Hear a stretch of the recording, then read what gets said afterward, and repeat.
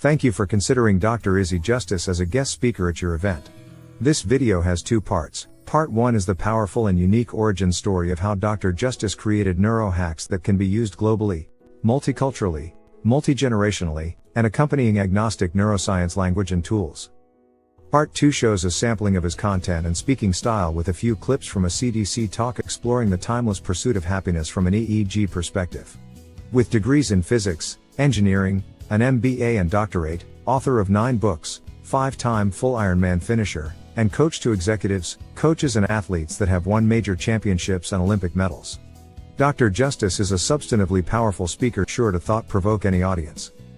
Part 1, the origin story. If you talk to Dr. Izzy Justice, there's a good chance you'll hear him say, "I don't have that many opinions." It's a curious comment from someone who is clearly so passionate. But Izzy isn't saying he lacks conviction. No, he's saying that his beliefs are informed by data. His work is driven by facts and evidence. And it's that dedication to data that took Izzy on a winding path to Neuro 580 and his current mission. Following a number of years in corporate consulting focused on human performance, Izzy made a career transition to focus on athlete performance. Izzy began helping athletes manage stress and focus on their emotional intelligence to achieve better outcomes. Izzy was the first person to integrate emotional intelligence into sports and athletic performance, and wrote a number of books on the topic. And he was successful, earning the trust of professional athletes across the PGA Tour, Major League Baseball, basketball, NASCAR, and collegiate teams. Then came a breakthrough in how neuroscientists study brain activity. In 2015, Izzy learned about the invention of wireless electroencephalogram, EEG, devices. These wearable devices provide real-time readings of brain activity and can be used virtually anywhere. Izzy saw an opportunity to examine his client's brain function at the moment of action. In other words, does the EEG show different brain activity on a missed putt or free throw versus a make? Sure does. Time and again, EEGs showed that higher performance was correlated with a calmer brain state, with brain activity centered on 10 Hz, alpha waves to neuroscientists. When brain activity increased in frequency, above 30 Hz, performance suffered. It turns out, reducing stress and performing at one's best are the same thing. With this clear correlation established, Izzy began to ask the question, how do we reach 10 Hz? Since electricity is voltage, Izzy reverted to his first degree in physics, and Ohm's law, which states that V equals IR, voltage equals current times resistance, and so he asked what could the R, resistance, be in neurobiology and neurochemistry of the human body.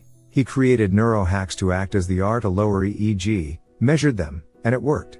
Over the course of thousands of functional EEG scans, Izzy and his team developed hundreds of proven effective neurohacks.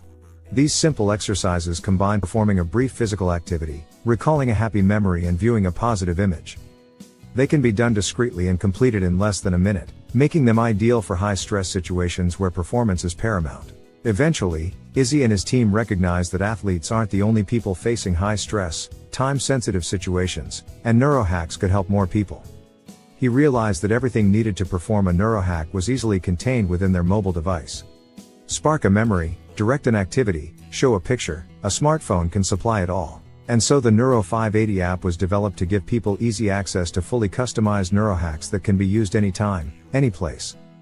Developed by Izzy and his team, Neuro 580 is now a recognized game-changing neuroscience-based program for cognitive self-care.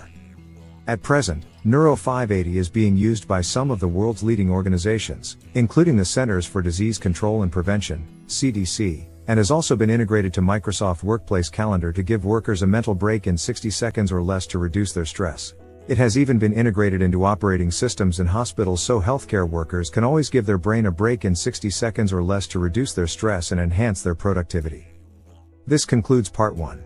Next, recorded at the CDC, we present some short clips of Dr. Justice's speaking style exploring the pursuit of happiness from an EEG perspective.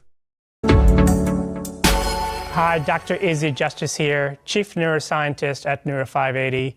Again, I want to thank the CDC for allowing this platform to do these videos, bringing in neuroscience into topics that are relevant to all of us. Today I want to talk about, in a bonus way, the topic of happiness. Why am I talking about happiness? Well, if you think about it, it is one of those inalienable rights. Every human being, by virtue of being a human, has the right to pursue happiness. It is a goal that all of us have. If you think about how we have always thought about all the activities that we do in a linear way, the ultimate goal at the very end of all tasks that we do, conversations that we have, activities, is so that we feel this thing called happy.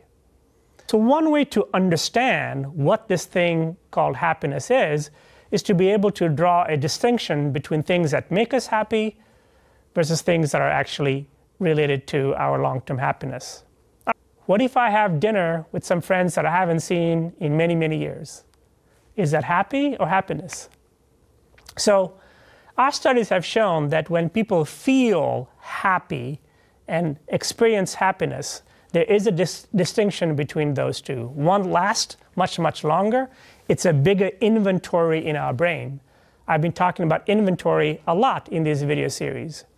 We do things, all activities, because in that moment we're experiencing something, a rush of something that makes us feel a very low frequency in our brain, that green brain, that makes us live in the proverbial present moment. In other words, I'm trying to argue that the more that you do to reduce the overall stress in your life, the more of happiness you will experience. So the other thing that we talked about is that if you do just 1 or 2 things per day, the most important 1 or 2 things per day, to the best of your ability, that in fact has a trickle-down effect to your brain because it lowers the overall EEG on other things that you're doing. So happiness is not, let me do everything really well.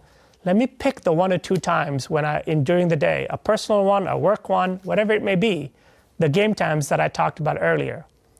If I can perform very well when I need to, what does that do for my confidence? The neuroscientific definition of confidence, in my view, is simply when presented with a challenge, your brain can access the right inventory. It'll remember an article that you read, a video that you saw, a past experience that is relevant to the context at hand. I've done this before. I know how to do it. I got this. Let's go. So, happiness, the ultimate pursuit, is less about happy things and activities, and it's more about activating our brain and being present in the moment. Pick just 1 or 2 times. Green as many people as you can. Kindness and acts of compassion are a gift to you more than they're a gift to somebody else. Thank you. This concludes our 2-part presentation. Thank you for watching.